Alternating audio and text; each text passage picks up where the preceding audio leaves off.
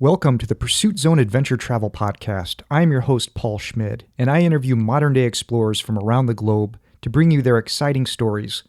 These are people that dream big, get out of their comfort zones, and accomplish ambitious pursuits. This is episode 148 with Ben Sad and James Trundle. I saw their film Dugout, an Amazon adventure, at the Banff Mountain Film and Book Festival World Tour here in Minneapolis.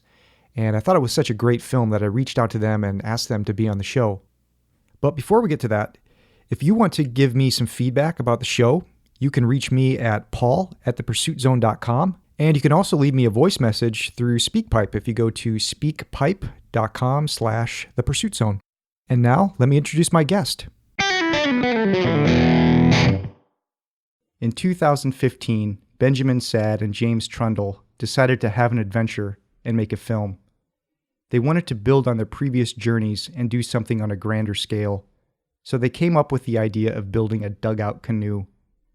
They traveled to the Ecuadorian Amazon, lived in an indigenous community that helped them build the canoe, then launched it into a river, and continued their adventure through Ecuador's Yasuni region, one of the most biodiverse areas of the world.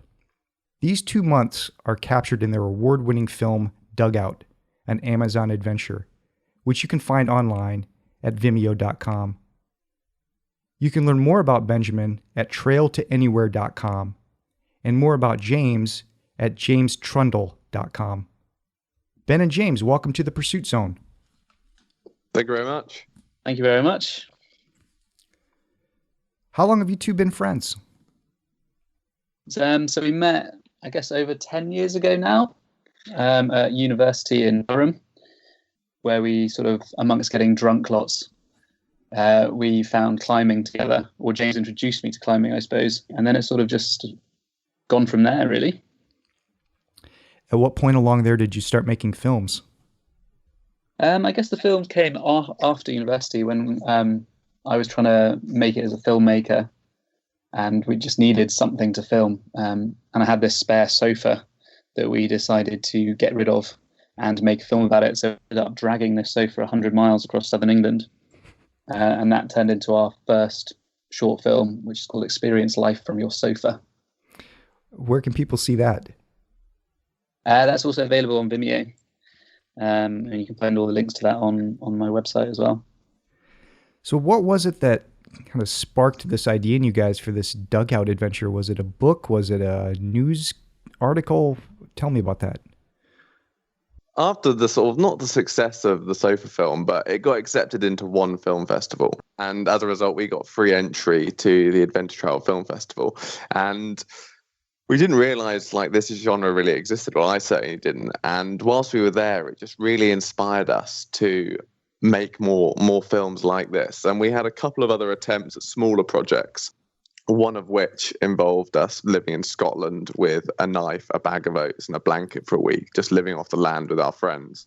And our lack of experience and the sort of social complexities that came from that project made that film very difficult. But we did make it into a film. It did get into film festivals again. But after we had sort of been to many film festivals, we really started to address, like, what makes a great adventure film?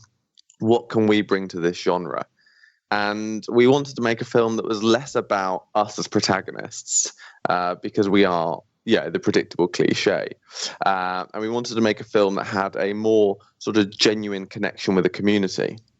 So as a result, we wanted to have an activity that would unite us and the people we were living with. And we wanted to spend a much longer period of time with them instead of just merely passing through.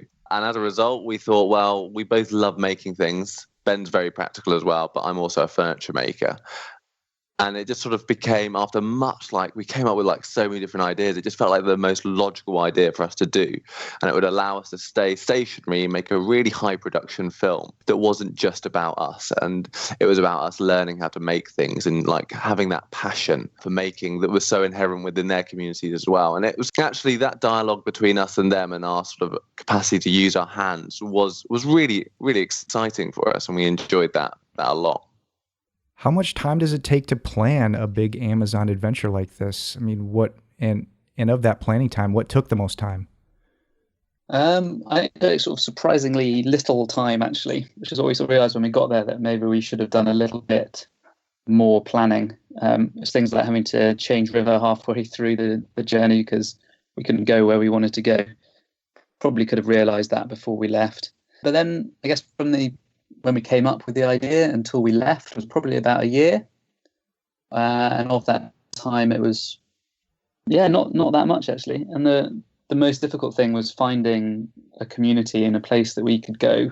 Like we had several countries and looking into local contacts and ways of finding out where people would be accepting of the idea.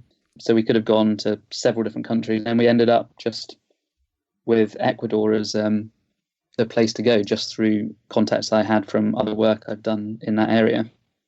And then how did you get connected with BI? I've done quite a lot of work for a company called Operation Wallacea, and they run research expeditions for school and university students to study, and they join scientists out in the field and collect biological data. And I've been making films for them for the last 5 years. And one of their project sites is in Ecuador, and their local partner is a company called Tropic Eco. So I got in touch with them, and they suggested a piker as a village that we could go to, and said that Bai would be very accepting of the idea. And then we sort of turned up 6 months later, and Bai was like, "Yeah, I've been expecting you. I didn't know when, but it's great that you're here." And that was pretty much it. But we were really lucky in that instance. The fact that Ben had that contact, because what we originally started on, as soon as we decided we wanted to make a dugout canoe, we sort of did a bit of research in all the sort of communities that still use them in there every day. And then we sent out a lot of emails, a lot of letters to sort of, I suppose, like bodies that had contact with these communities, which I think if Ben didn't have that contact, we would have really struggled to find someone. And that was really at the core of the entire journey. If we couldn't have found someone to make a dugout with, then there is no film.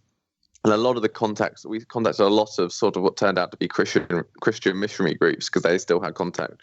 And like, it was very interesting to see how they spoke about the indigenous community. So it was very fortunate that this all fell in place so easily for us. And I think it's a misrepresentation of how much planning a lot of people do for other adventures, that luck was on our side. And we're sort of talking about another project and what's coming next. And we're sort of, I'm a little bit sort of apprehensive that we're going to not be as fortunate, and we're not going to find someone like Bai. Like when we arrived and he sort of welcomed us, and it became apparent very quickly that he was so sort of willing to assist us. He was so full of knowledge, not only about the jungle, but about how to make dugout canoes. And he embraced our project so openly that it sort of, the film became about him. And that's why the film, we find, is engaging, because it's about how great he is. And if we are to do another project, we would love to sort of capture that essence again, but we just don't. It's almost like going back to square one again. Can we find that contact that will enable us to do sort of a similar film like that? Only time will tell. Tell me a little bit about Bai, who he is. Tell me about his family and about the land that they live on. Yeah, Bai's just awesome, and he's the head of a piker, I suppose, as a village. And the village, during the week, there's 3 people there. So it's Bai, his wife Beva, and one of their grandchildren. But then at weekends, his daughters and son-in-laws all come back to the village. And basically during the week, they go off to another village, which is about 2 hours away. And that's to take the kids to school. So in Piker, there is a school, but it's they don't have enough children to have a government-provided teacher, which means that they have to go off to this other village. So they, during the week and the weekends, the population sort of changes between 3 to about 30 at the weekends. And then the whole Warani indigenous community is only about 5,000 individuals in total. For me, and I think Ben felt the same way, it's like what Bai represented is sort of the last generation of the Warani that are still truly in tune with the jungle and can get everything they need and desire so little more. And we spoke to lots of people about lots of the different politics. And for me, Bai was the one that I really believed in what he said. And I felt he was content. And we asked him, what would you like? What do you need? And he just asked for a bit more time. And that was just so he could spend more time with his family. And because he had spent all his life and he sort of working with the jungle, it gave him everything. And that's what we really enjoyed observing. There wasn't a moment in the day where he didn't gather something or he couldn't find what he needed in the moment. There was an instance when his axe handle broke. So we had to go for a three-hour walk to a special tree that would provide a timber that was appropriate to replace his axe handle. And it was just the way he treated the jungle like very much his store. And sometimes he was a bit almost brutal to it. He took us to see a view once, and then the view had overgrown, so he spent the next 15 minutes chopping down all the vegetation. And for us, for the view, we were like, we don't need that. But for him, that was just such a natural reaction because the entire jungle was his, and it was just being with him every day for that 5-week period meant that we just learned so much, not through him actually telling us, just through us being in his company and watching how he moved through the jungle, how he collected things, how he would deal with a hazard. And as a result, was just a really inspirational person to spend time with. So I was curious about the size of the size of a pika or the size of the whole Huaorani territory. I mean, I guess if you can go on a walk for 3 hours and still be in your village or community, then it must be many square miles of land. Yeah, although the actual village itself was only, four houses, but then the surrounding area, yeah, you could walk for a couple of days before you bumped into anything. So going down to the road, which is sort of the entry into that area of the jungle, that would be at least a day's walk through the jungle, maybe 2 days. So it's a massive area. Their area is just like the jungle. But then equally, you move much more slowly through the jungle. So a 3-hour walk through the jungle is probably could traverse the same amount in 1 hour if it was just flat open plain. And what was very curious is the actual sort of a pika itself was very cultivated. So what they did is they would use strimmers to sort of flatten all the grass. So the actual area within which the dwellings were housed would be sort of quite a nice sort of almost sort of grassy landscape. And that just made it much safer for the kids because there was nowhere for the sort of the snakes or other sort of animals that could cause them harm to sort of hide. So it was sort of this sort of almost cultivated protective area. And then beyond that was just the dense jungle.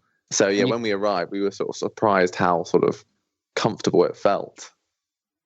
And you could also go for a 3-hour walk and feel like you've walked miles, and then suddenly you pop out back into the clearing of a pika, having thought that you're like 10 miles away. It's like, oh no, we haven't gone anywhere. We're back. Yeah, you could get disorientated really easily, particularly when we're just following by blindly. Yeah, foolish. What was your arrangement with them? I mean, how were you paying for the rent, so to speak? We camped basically in their garden in our hammocks. And then basically the rent was, we bought the tree that we used to make the canoe. So we paid for that. And we thought that was just for the tree, but that sort of included Bai coming with us every day and helping with the canoe. And then sort of in return for that, we would try and help as much as we could with the sort of the daily chores. So like harvesting yucca, collecting bananas, going foraging for vines to make baskets. So any way we could, we would help. And then we also cooked for the family when we could, mainly during the week when there weren't 30 of them, because it got a bit difficult to cook for 30 people on a open fire. Yeah, so that was pretty much the arrangement. What supplies did you bring over there with you? Did you bring your own food? Did you bring tools to build the canoe? So on the way into a pika, we stopped in Coco, which is quite a large settlement, and we bought a bunch of supplies. So we bought some sacks of rice, pasta, and those sort of basic things that you can buy out there. And then when we arrived, we sort of gave half the rice to Bai and his family, and that was for you, that was for them. And so we ate noodles and pasta as well as what we could forage in the jungle with Bai. And we shared that sort of with the family while we were there. What was the most unusual thing that you ate while you were there? We ate some of the cliche things that you see on so many of the TV programs. So those massive grubs, which just look like giant maggots. We ate those, which there was two different types, one of which was the more sort of generic, and it was only about maybe an inch long. And that tasted a bit like beer, because your taste buds become so much more sensitive because your diet is so much blander. And then we ate a much bigger grub, which was about 3 inches long, which you had to chop its head off because it had sort of mandibles, and that tasted almost sweet. And they actually, although they look revolting, you're so sort of happy to have anything that's a variation on rice, and anything tastes pretty good when it's fried. So that was very pleasant. And then we ate, although they didn't hunt that well, they did hunt quite a lot, but they weren't very productive because they had eaten so much of the sort of the game that was around. But we had monkey once, which features in the film, but we also had sort of this jungle pig, which I'm sure Ben knows the name of. And so there was that sort of variety. But even though we got very excited when some meat would arrive and it would have this great novelty factor, they were inclined to sort of, instead of barbecue it, they just wanted to boil everything. So they would take what could be a potentially delicious monkey, burn its fur off on the fire, and then stick it in a big pot and boil it. So it became very chewy, which actually wasn't as rewarding as one would hope. But we were thankful for just a bit of change. We also ate fish a few times as well, but that tended to be little fish caught on a sort of stick and a line, and they'd be about an inch long. So mainly just bones. But yeah, piranhas and fish like that also quite tasty, but with not much flesh on them. Yeah, more bones than flesh. The other thing that we ate quite early on was they did have, it was almost like a little farmstead. So they did have chickens and ducks, and one of the chickens got mauled by a snake, but the snake didn't have time to eat it, so it just sort of killed it.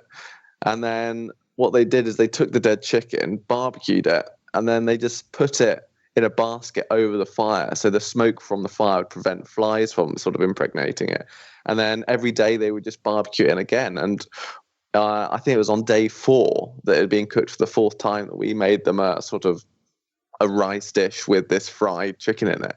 And we get so sort of precious about salmonella and sort of the chicken hygiene that we sort of are obsessive about, in the Western world. And they just it was absolutely fine. And we cooked that chicken and it created a delicious meal. So even foods that we were familiar with, it was just the way that they were so blasé in their preparation of it, just had a novelty to it.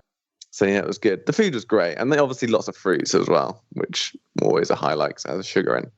Yeah, we definitely made sure we really cooked that chicken well there, didn't we? We weren't shy on making sure it was really cooked. Yeah, no, it was super dry, but good nonetheless. And also we had a couple of catastrophes where we cooked for them and we massively overcomplicated things. So we made a crumble for them, but it took us so long to cook the crumble, they all went to bed. So we had it for breakfast instead. So there was a number of instances where we had a couple of epic fails. Also, the bread was an epic fail where we just massively overbaked it. That was just a representation that they spend all their time, cooking on a fire, and it's all about efficiency. They just see food as fuel, and that they talk about it like that. It's allowing me to walk and to get more food, and that's all they think about it. And their idea was sort of gathering lots of different ingredients and sort of uniting them to make. So we made a sort of a chili crumble using lots of different fruits and some chilies, and then some of the sort of flour we had. And it took a lot of effort, and as a result, it didn't get finished sort of in a normal time. And they just thought that was all ridiculous. So it was very telling. But I think they enjoyed the novelty of it, but they just thought we were silly. I guess our main subsistence food, though, was chicha, which is made from fermented yucca. So you take this root vegetable, that's yucca, and you boil it up, and then you mash it, and then you put it in your mouth for a little bit, and then spit it back in. And then after a day, it sort of starts fermenting. And then you mix it with water, and you have this sort of chunky, starchy drink, which is quite nice. It tastes a bit sort of like yogurt. And then the next day, it's sort of, over the days, it sort of just starts to taste more and more like vinegar. You get about sort of 2 liters of that, and that would be your breakfast. And that was sort of what Bai would have until his evening meal. And then when we bought rice in, so rice isn't something they would normally get, so that was sort of a bit of a luxury. And we bought, I think, a 20-kilo bag of rice. And I think between them, they finished it in about 3 days. So they would have this 2 liters of chicha and then eat a massive bowl of rice. And we'd be sitting there being like, oh my gosh, I can't physically fit any more in. But it's funny because that idea of fitting more in was very much how they measured your masculinity. It was often commented that a true man could consume 2 liters of chicha without even hesitation, because that would be your fuel to go on the hunt, and you wouldn't need anything else for the next day. And then Ben and myself would struggle every day, almost at the point where you felt like you were going to chunder through such vast quantities of fluid in your stomach. But because you were so bloated, your stomach did struggle to sort of digest it. So it did fill you for most of the day. And even though I think our metabolisms were a little bit quicker, you could understand how by overfilling yourself to the point of being bloated, that it allowed you to sort of just keep going for an entire day until you return from the hunt and consumed with whatever you had. Man, guys, I'm getting queasy just listening to this over here. So do you still drink it when it starts tasting like vinegar? Yeah, absolutely. It's sort of, that's the morning. And then we had a big party once. I think it was like their sort of equivalent of Mother's Day. So for that, they just leave it for about a week, and then you have a sort of alcoholic-y beer, but with lumps of a potato-like substance in it. And it was very hard to get drunk on just because it's so solid and filling. But they seem to manage anyway. It's also because the alcohol content we imagine is so low that our resilience is slightly higher. And it was when we went to this party, because this was in the sort of large community upstream, that we also tried to sort of get drunk on this sort of liquid. And we don't think they made it with boiled water, and they're just much more robust. So we think it was that point that we really got ourselves. It was possibly that point that we got ill, because they were just using river water to make that alcoholic beverage, which wasn't delicious. So tell me about the tree. Tell me about the tree that you found. Well, Ben, do you want to give the official name, because it sounds so much cooler when you say it? So the tree is called Sangre de Gallina, which translates from the Spanish to blood of the chicken. And we basically found it on our first day in the village. Bai just took us for a big walk, and we saw several trees. Some of them were too twisted to use to make into a canoe, and others were like a harder wood that Bai would use to make his own canoes. And the tree was like great, straight, but it's also a much softer wood than what they would normally use to make a canoe. But because we only needed a canoe for a short time period, it was like, no, this is a good tree for you. And obviously it would be cheaper than buying like a cedar tree. So it was a much cheaper tree to buy. And obviously Bai wouldn't probably be using it for anything. So he was happy to sell it to us. So yeah, a normal dugout canoe made from hardwood would probably last, I think they said, between sort of 2 and 4 years, where the tree that we used, the canoe would probably only last for about a year because it was much softer. The other benefit of that meant that it was much easier to work. So because the timber was softer, your tools just were more efficient on it. So we made that canoe much more quickly than they would make a canoe out of a much harder timber. So for our soft hands, that was also beneficial. But what was really sweet is at the end, because our canoe actually came out quite well, Bai decided that he would use the remaining part of the tree to make his grandchild a small canoe as well, because there was another half left. So he obviously thought it was good enough to actually make a canoe out of as well, which is cool. The tree it's massive. I mean, when you see it in the film, it's a big, big tree. And the first thing I thought was, oh my gosh, these guys are going to get criticized for cutting this down. Did you get any negative feedback for that? Yeah, it's funny. We had expected the same reaction to cutting down the tree, and obviously I felt quite sort of sad, like watching this massive tree come down. And we thought we were going to get quite a lot of criticism, but it's not a question that's come up, weirdly. Mainly people ask us how we met Bai and what it was like to eat all those different types of food, and sort of gloss over the tree felling. Yeah, like I've got to say, like I'd probably never end up felling another tree that big, and it was an amazing thing to observe because it made you feel so insignificant as a person because it was so huge, and the way that the jungle responded to the sort of tree falling. And as it came down, it sort of dragged all the vegetation in, almost sort of, and then it produced this massive opening in the sort of the canopy, and it just changed the sort of the feeling of the environment. All of a sudden, all this light was coming in. There was sort of detritus and dust in the air, and it disturbed lots of wildlife. And it was quite a profound thing to observe. So, but we were genuinely worried about that. So we actually spoke with Bai about it, and we said, yeah, how do you feel about the fact that we just chopped down this tree for our needs? And he was like, well, that's just allowed a space for more vegetation to fill that gap. And he was very dismissive of it. And then later he took us to where they were going to move their settlement to, and they had just felled hundreds of trees over a massive area. So it did sort of make our gesture, although we felt somewhat guilty, it sort of made it feel less significant. And that was very much how they used the jungle. They would extract what they needed, but because they were only doing it with hand tools, it was a slow process, and as a result the jungle would always respond. So yeah, we were fortunate. And actually I read a book on how to fell trees before we went, and all the things that could go wrong. So we were genuinely quite hesitant about the act. And then when we spoke to Bai about it, we were like, what do we do? He's like, well, we chop from both sides, we see where it starts falling, and then we run in the opposite direction. And again, that dismissive character of just being like, just really sort of relaxed about the whole thing, just put us at ease as well, which is really great, because actually in the end it all went really well, and the tree fell over in a nice way. And we couldn't have asked for more. But I suppose, although the tree is lost, the film, what we wanted to do is to record the act of making a canoe, and sort of Bai's way of making a canoe. And that's the only way you can partake in these activities and capture this culture, is by that sacrifice. So to record Bai as a craftsperson, you needed to sort of cut down a tree. Why did they call it blood of the chicken? Just the way it bled when you cut it. Like, there was sort of copious amounts of like red sap that would come out of it. And chicken, no idea. It's just what they called it. You guys had to build some work platforms, which consisted of a couple of logs that you put on either side of the tree. And you're wearing rubber boots, and to me, and you're swinging axes. It looked pretty dangerous to me. Did anybody ever get hurt? Ben's boots had steel toe caps, so his boots were great.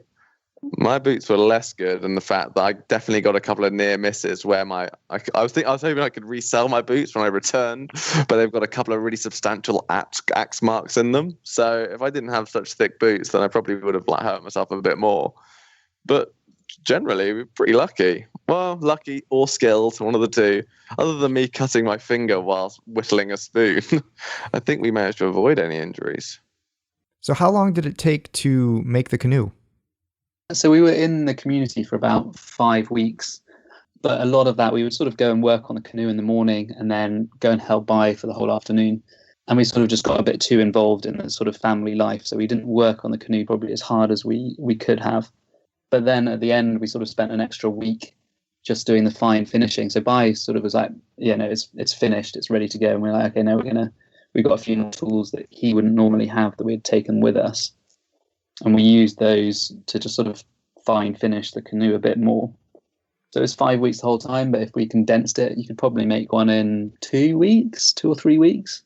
The thing that slowed us down so much is every day they would be like, today we're going to go do this. And we were like, that sounds amazing. We want to go do that too.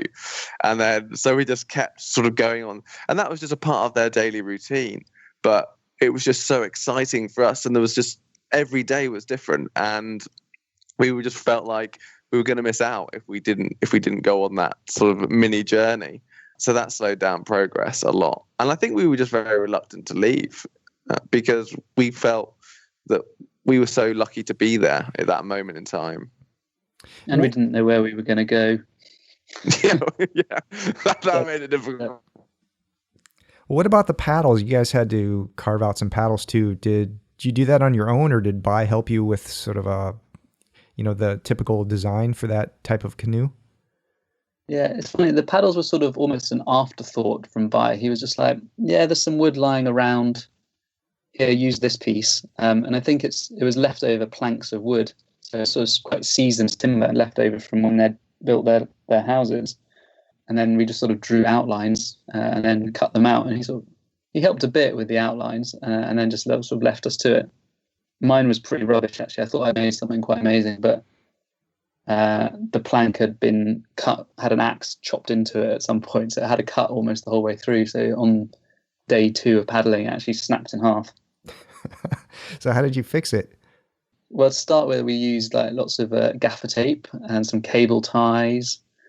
And then eventually we found another little community further downstream where we sort of pulled in.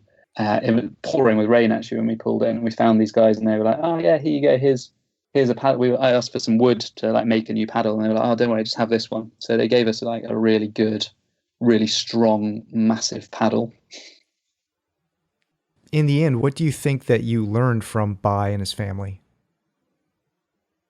I don't know. We just learned so much from Bai and his family, just from like a way of life in the jungle, sort of the different things you can eat, like sort of simple things that you learn, like how to make baskets. But then more than that, it was sort of just a way of existence and sort of being happy with what you have around you and what you can take from nature. And it's sort of funny how we all sort of go off to our jobs every day in the Western world, but whereas Bai was very much still living this life where the job wouldn't fit in it. It's like his whole life was to survive. So he would go out looking for food, completely different to what we have here. And there wouldn't be space for a job in Bai's life. It's like his whole life is just to survive and exist. So he spends the whole time looking for, things to repair the roof of his house or things to eat. And it's just a very nice and different way of looking at the world, I think, which we've definitely sort of lost in the Western world. Yeah, I think in the Western world, we work really hard to buy the things that other people have produced. And in his world, he works really hard to produce everything himself. Yeah. James, in the film, you talk about it being a harsh existence. Have you had any second thoughts about it? And would you consider wanting to live your life like that, like Bai does? Yeah, absolutely. I've definitely considered that. And when I say harsh existence, it's sort of there's elements of it that are like really romantic, and as Ben just expressed, it's sort of a wonderful way of living. I think where we struggle is because we are so conscious about hygiene, and our immune systems are much weaker. So that's really what held us back. Every element of being there was really enjoyable, and we just had a wonderful time. But when we got ill, we just got weaker and weaker and weaker, and that was just because we weren't used to drinking uncleaned water. And I'm not sure if you build that resilience over time, or you just that's the way we're sort of now biologically orientated, and you can never develop that. But yes, I could happily live that lifestyle, but you just have to be a little bit more conscious about certain elements of hygiene. And I think if you can work that, then I think we are compatible to step back into that world. Guys, you finally get your boat launched and you start off on this river adventure. Tell me about the river adventure. How, where did you start? Where did you end? How long were you out there for? What did you see out there? So we started in Apaika where we made the canoe. And then basically if we'd gone down that, so it's the Chirapuna River, if we'd carried on down there, it goes into the intangible zone, which is sort of an area that's set aside for indigenous communities that don't want contact with the outside world. And we sort of came to the conclusion that that was not only were they sort of they've decided to live in isolation, so we can't really just go into there, but also it was quite dangerous in that if they see Western people, they would try and spear you or blowpipe you, and that would be really easy for them to do because we'd be sitting on this meandering river, and some of the meanders were so big that it would take us a day to go around, and it would take them 10 minutes to walk across the neck of the meander. They can sort of see you on one side and then catch up with you on the other side. So we ended up we decided to change rivers. So we actually took the canoe out of the river and then moved it to the Rio Tipitini. And that was, I think, a 2 or 3 hour drive in a car with our canoe on the back of it. And then the Tipitini goes all the way down through the Yasuni National Park and into the Rio Napo. And then we went down the Napo for a bit and ended up in Rocafuerte, which is like a sort of small community on the Peru-Ecuador border. So how do you know where this intangible zone starts? How do you know when it's time to take the boat out? So on that river, there's only one place where you can take the boat out, and it's called the bridge, and it's sort of where we got a boat up to Bai's house to start with. and that's a road that's been put in for oil extraction. So once you go past there, there isn't anything else until you get all the way down into Peru. So although we could have gone further down the river we were on, we would have got to Bermeno, which is another Guarani community, and then we would have either had to come back or find a guide to take us through the intangible zone. But it was just logistically, it was basically too difficult to organise, and it would have been quite expensive as well. And we didn't really have any budget, so sort of flying a guide back from Peru just like really wasn't an option.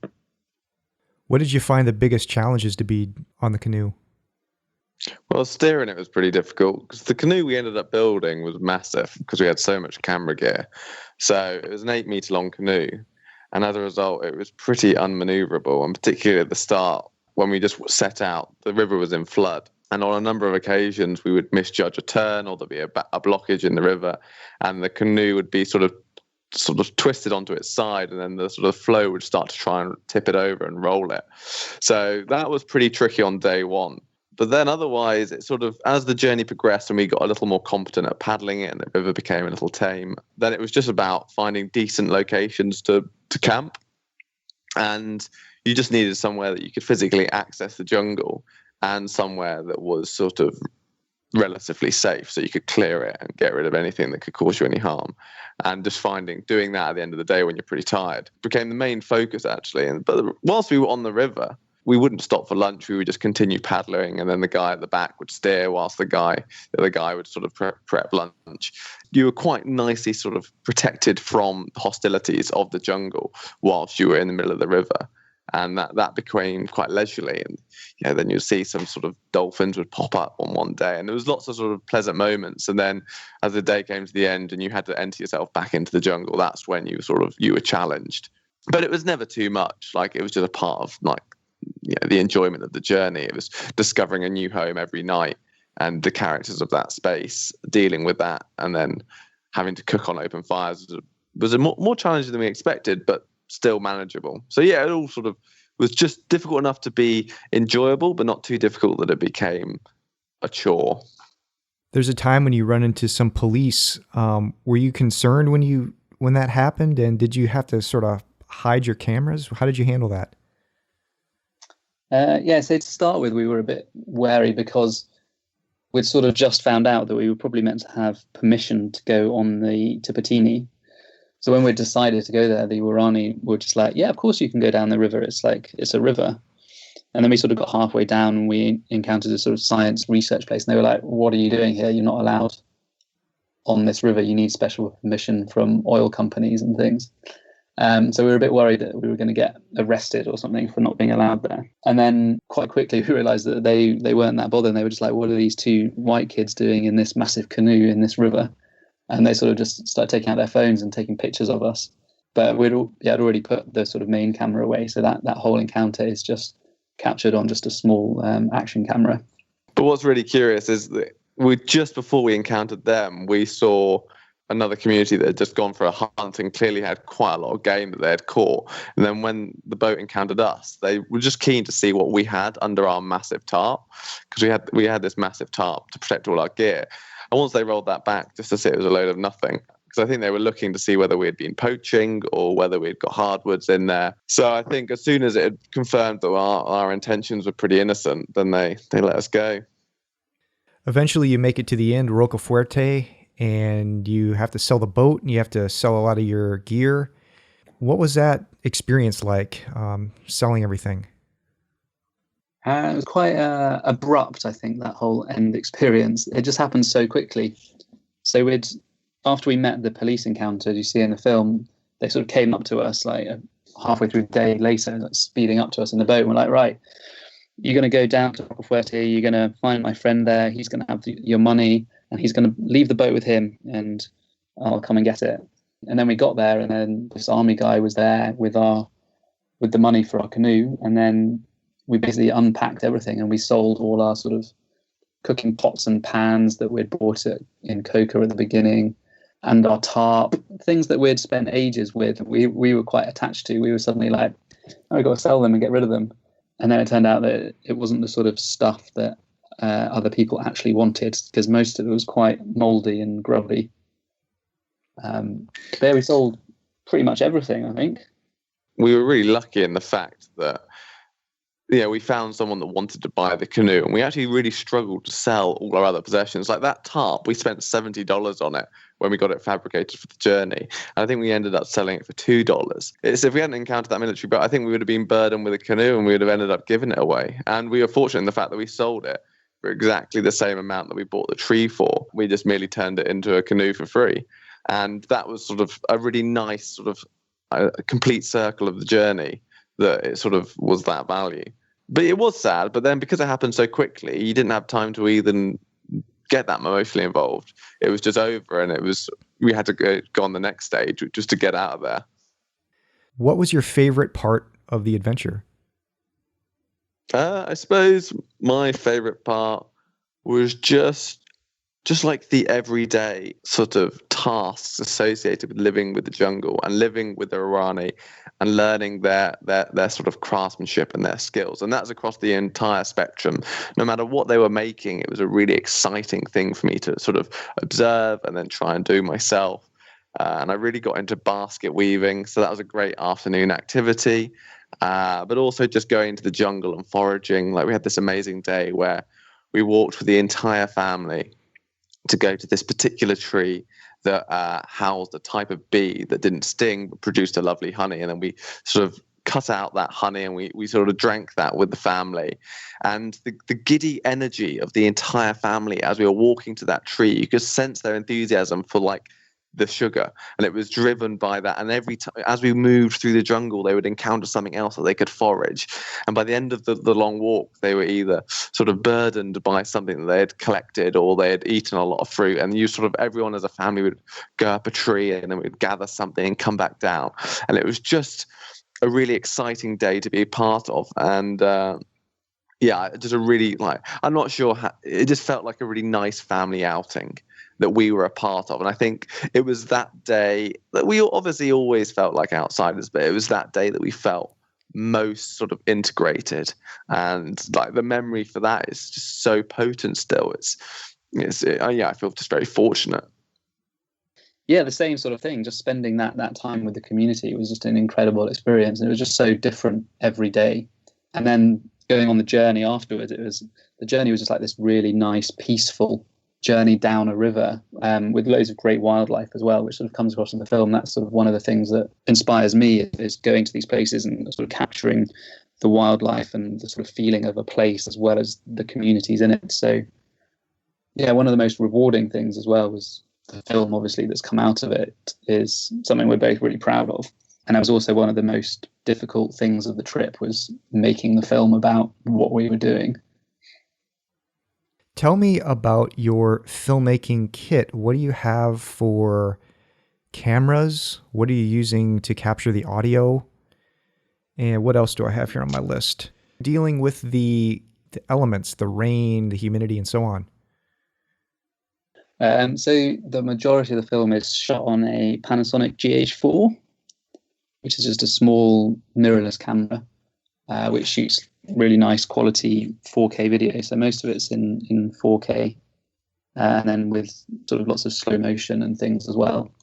And then the second camera was a 5D, which I used for stills. And then the sort of second half of the journey is mainly on the 5D because I chopped the GH4 in the river, which it didn't deal well with. And then what else do we have? Then we had a drone as well. So I had a Phantom 2 with a GoPro on it. And then a couple of other GoPros that we had sort of positioned in the boat. And then all of that was sort of powered by solar panels, which was an absolute nightmare most of the time because it rains quite a lot. So if you have a day where it just rains, then you don't get to charge up your camera. And then we were offloading footage through a laptop onto 2 hard drives, so we had 2 copies of everything. So yeah, it was all a bit of a nightmare. And then keeping stuff dry, we had lots of waterproof bags, some Tupperwares, and then a Pelly case, which sort of kept all the camera stuff in. And then the drone was in its own backpack, wrapped in a bin bag inside another duffel. And then other little bits of kit we had. So audio was a small external recorder, a set of radio mics, and then a video mic pro on top of the camera. Had a little slider. A Which couple we of used twice. yeah, but those shots. Best shots of the film. Oh, for like, what is a 10K slider? 10K? Nah, maybe 7K. What type of external recorder did you have? A Zoom H1, so it's a really small one that just has a sort of 3.5mm jack that goes in it. There's a scene where you guys are coming down the river in the canoe, and the camera shots from above showing the river, the canoe, you two guys in it. So how did you get that shot? Was that with the drone? Yeah, all of those ones were with the drone. And then in some of those, especially ones where you can see the drone moving, but we're both paddling, that's sort of the remote for the drone is hidden under the front seat, and I'm flying it with my toes. But yeah, the drone was sort of essential for getting any of those external shots of the boat. I think we got one shot of the boat from the bank because it was the only place that we could actually paddle back upstream, because the current was so strong, so we couldn't stop and set up a camera and then paddle past it. So it was, yeah, the drone was just essential for getting anything outside of the boat. So how long did it take to bring the film to life? Once you get back, you have hours upon hours of footage. So tell me a little bit about that process of editing, and did you end up going through a Kickstarter to hire out, a lot of the post-production, or did you do it all yourself? We did everything ourselves, apart from the sound design, which we had done by a company in Bristol called Audio Uproar. But yeah, everything else was done, well, by me, I suppose. Yeah, but so after we got back, it's sort of taken 2 years. We went on a journey in June 2015 and probably finished it in July 2017. So it took just over 2 years. But a lot of that was just trying to find the time to do it, because everything's self-funded. We didn't get any external funding for the trip or the film. So it's just finding the time to fit it in amongst other work and making a living. So in January last year, I sort of took a month off and lived in a little cottage in Cornwall with no internet, and sort of got the majority of the editing done in that month. And then it took until August to find the time to just finish it off and do all the sound design, the music, the color grading. Yeah, there's a massive mission, basically. And what software do you use? So I cut it in Final Cut Pro, with a few different plugins and stuff as well within that, and basically on a laptop connected to a monitor. Did you go to school to learn all these things, Ben, or did you just learn this online? Just learn online and through making mistakes. So I've been working as a sort of independent filmmaker now for 6 years, and most recently it's just been sort of camera work and editing my own personal projects, and it's all learned from making loads of mistakes, basically. Yeah, but it's amazing what you can learn online now. Were you guys able to attend any film festivals? Yeah, we've been fortunate in the fact that the film's been invited to loads of festivals. So lots of, it was in Banff, which we were really excited about. It's also on the Banff World Tour now. It was in Kendal, which is the big film festival here, as well as the Adventure Travel Film Festival. So at the Adventure Travel Film Festival, they've been really supportive of us over the years. They're the first people that showed our sofa film, and then after we completed the filming of Dugout, they gave us a sort of a small bag of cash to assist with the edit. And so it showed as one of their sort of primary screenings this summer, which was really nice. So that's an outdoor screening on a huge screen. Actually, we were indoors because it was raining, but it's meant to be outdoors. And then it was also on the European Adventure Film Festival. The European Outdoor Film Tour. That's the one. That's the one. Yeah. And that went to, we think, 900 locations around Europe. So that was pretty exciting. But they did their own edit for that. So that's slightly different. But yeah, so we've been fortunate. And we get contacted a lot about it going film festivals, which is great because it's just really nice for people to see it. Makes it all worthwhile. James, in the film, I think you talk about refurbishing a boat. Are you still doing that? I was wondering how it's going. Yeah. Well, it's not actually a refurbish. I built the interior from scratch, which it makes it inherently slow. And whilst I took a year out of uni to make that film, to make Dugout, and then I went back to uni. So I finished my final year of art school, and then subsequently didn't do anything on the boat. And then recently I have made great progress, but unbelievably, it's still not finished. But it's so much closer to being habitable, which I'm really excited about. And every time I do something, I get a bit better. So, yeah, the most recent area that I've redid the bedroom, so I'm pretty excited about that. And then I can move back to London. So I left London for a bit, and then continue living the bohemian lifestyle that I enjoy so much. Yeah, no, so it's really good actually. But it's a sort of an epic project which I've now been doing for I think 5 years. So I need to finish it. So I think I'll finish it before spring of this year, and then I will choose to what to do next with it. This is a houseboat? Well, in London we have both a river and a canal. So the canals take a very particular type of boat, which is a very ugly boat called a narrow boat. So it's like a metal tube. It's only 2 meters wide, but it's 15 meters long. And it has to, so you can avoid paying for mooring, you have to move regularly. So you navigate the entire system. But it's a really great way of living in London because it's super cheap. You see loads of the city, and it just has a high novelty factor. Although everyone's getting on the bandwagon now, so it's heaving. But other than that, it's really great. What's next for you guys? Such a big question that we get asked regularly, actually almost every time we speak to someone, and yet our response is, I don't know, uninspired. Like we're now definitely talking about the next project, but just like I said at the start, choosing what to do and then actually making that happen and finding a context that we can ensure that the film has that same sort of connection with the community is going to be tricky. So we think there'll be something, and hopefully it will be either more sort of ambitious, but we don't know what it is yet. Got any ideas, Ben? No, not really. We just thought it's the most difficult thing as well is just finding the time and the money to make these things happen. Yes. Yeah. But it's going to be something it's going to be good.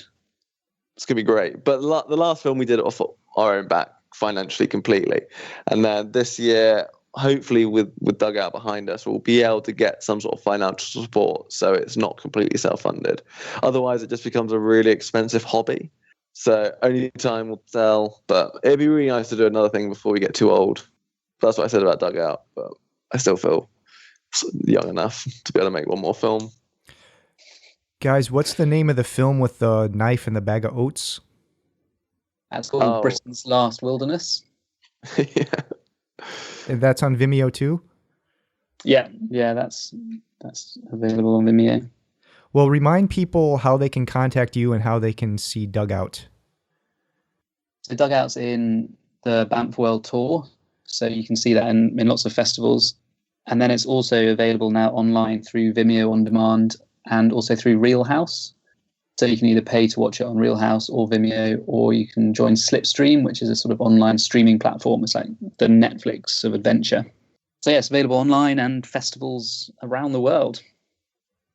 All right, Ben Sad, James Trundle, thank you so much for coming on the show. I really appreciate it. I would encourage people to see the movie Dugout, an Amazon adventure. I saw it both at the Banff World Tour and at Vimeo On Demand. It's very inexpensive. I think it cost me $4.50. It's a great investment, a great hour of entertainment and adventure, and I want to encourage people to check it out. Guys, thank you so much for coming on the show. I really appreciate it. Thank you very much. Really enjoyed it. Thank you for listening. If you want to support the show, you can do so by subscribing to the show on Apple Podcasts or through iTunes. And you can like The Pursuit Zone on Facebook or follow along on Twitter at The Pursuit Zone. Recorded January 12th, 2018. For the show notes and for more great adventure podcasts, visit thepursuitzone.com.